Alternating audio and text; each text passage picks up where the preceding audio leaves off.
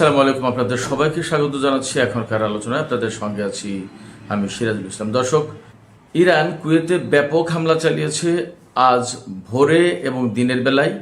তাতে বহু মার্কিন সেনা হতাহত হয়েছে এবং অন্তত 6টি বড় ধরনের বিমানের হ্যাঙ্গার ধ্বংস হয়েছে, ইরান দাবি করেছে এটি। এদিকে মধ্যপ্রাচ্যে অন্তত 100 রিফিলিং ট্যাঙ্কার বিমান মোতায়েন করেছে আমেরিকা। এর ভিতরে বেশিরভাগই ইসরায়েলে মোতায়েন করা হয়েছে। এর মানে হচ্ছে যে ভয়ঙ্কর রকমের একটা ইরান বিরোধী অভিযান চালাতে যাচ্ছে আমেরিকা, তার আলামত এটা। এদিকে ইরানের সামরিক বাহিনীর পক্ষ থেকে সতর্ক বার্তা দেওয়া হয়েছে, মধ্যপ্রাচ্যের যে সমস্ত দেশে মার্কিন সেনা মোতায়েন আছে সেই সমস্ত সেনা মোতায়েনের অবস্থান থেকে অন্তত 500 মিটার অর্থাৎ আধা কিলোমিটার দূরে লোকজনকে থাকতে বলা হয়েছে। এর মানে হচ্ছে ইরান বড় রকমের অভিযান চালাতে যাচ্ছে। আরও একটি গুরুত্বপূর্ণ খবর আছে, বাহরাইনে ইরান হামলা চালিয়ে অ্যামাজন ডাটা সেন্টার পুরোটা ধ্বংস করে দিয়েছে, এই দাবি করেছে ইরানের আইআরজিসি। এদিকে হরমুজ প্রণালী দিয়ে তেল পরিবহন করতে হলে জাহাজগুলোকে অবশ্যই চীনা মুদ্রা ইউয়ানে ইরানকে টোল দিতে হবে বলে ইরানের পক্ষ থেকে ঘোষণা করা হয়েছে, এমন খবর সামাজিক যোগাযোগের মাধ্যমে ভাসছে। এছাড়া আরেকটি খবর আছে, আমি দুপুরের ভিডিওতে বলেছিলাম, এখন তার আপডেট আছে। একজন ইসরায়েলি সেনা নিহত হয়েছে পশ্চিম তীরে ইসরায়েল এবং ফিলিস্তিনিদের মধ্যে যে সংঘাত সংঘর্ষ চলছে তাতে একজন ইসরায়েলি কমান্ডার নিহত হয়েছে। সুপ্রিয় দর্শক, এখন এই সমস্ত বিষয় নিয়ে আলোচনা করব, এর সাথে আরো সাইডের কিছু ছোট ছোট খবর থাকবে। আশা করি আপনারা শেষ পর্যন্ত সঙ্গে থেকে এই আলোচনা উপভোগ করবেন। আর ভিডিও যদি ভালো লাগে তাহলে লাইক কমেন্ট শেয়ার করবেন এবং চ্যানেলটি সাবস্ক্রাইব করে সাথেই থাকবেন। দর্শক, চলুন আমরা বিস্তারিত আলোচনা করি। আজ সকালে অর্থাৎ 24শে জুলাই সকালে ইরান কুয়েতে ব্যাপক হামলা চালিয়েছে এবং প্রধান টার্গেট ছিল আলী আল সালেম বিমান ঘাঁটি। এই সমস্ত হামলায় ইরান বেশিরভাগই আরাস ড্রোন ব্যবহার করেছে।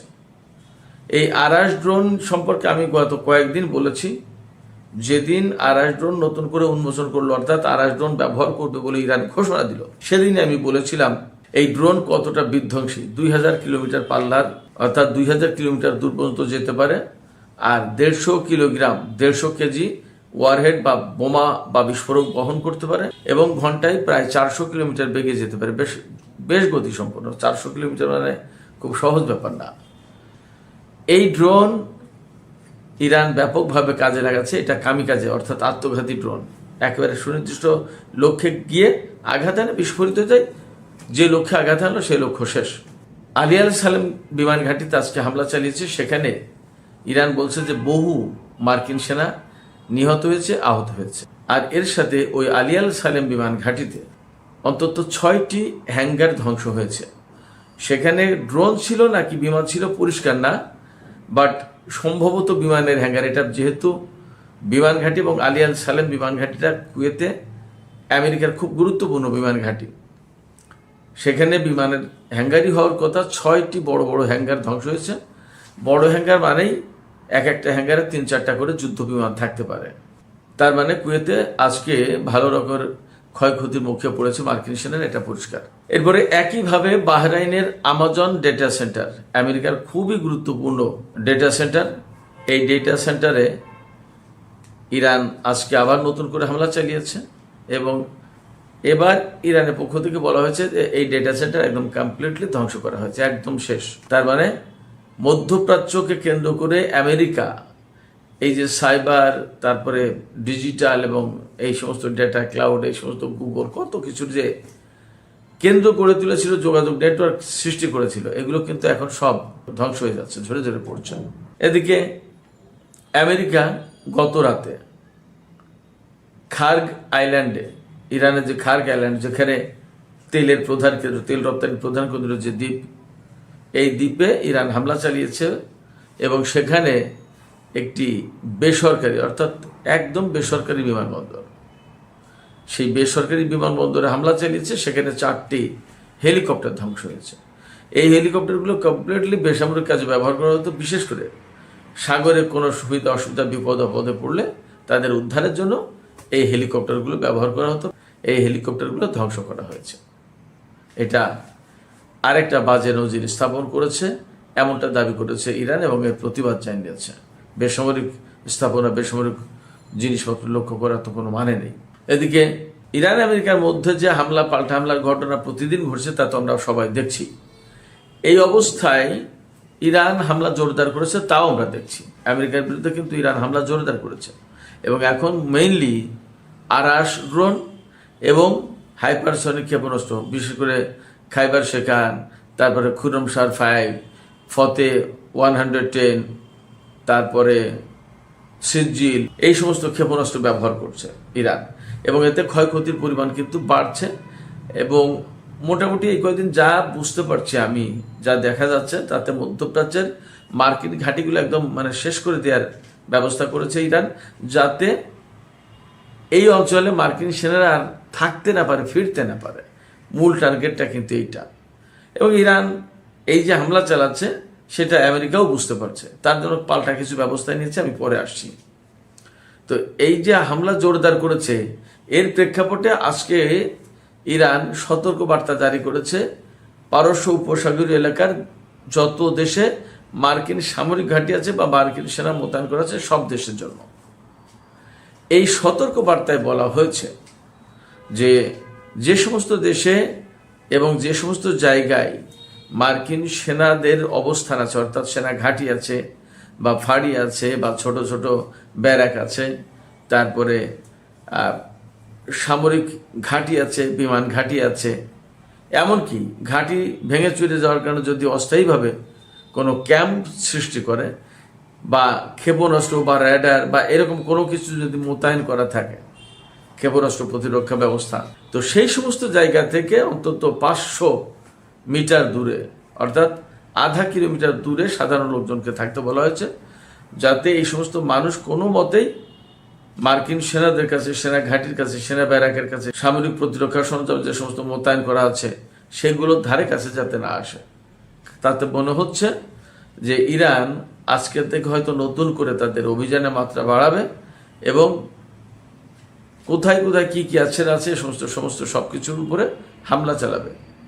এবং আমেরিকার পক্ষ থেকে কিন্তু একটা বিষয় মোটামুটি স্বীকার করা হচ্ছে। ইরান গত কয়েকদিন আগে বলেছিল যে জর্ডানে বা বাহরাইনে যে সমস্ত হামলা চালিয়েছে ইরান, খুব লেটেস্ট হামলা এবং অনেক বড় ক্ষয়ক্ষতি হয়েছে।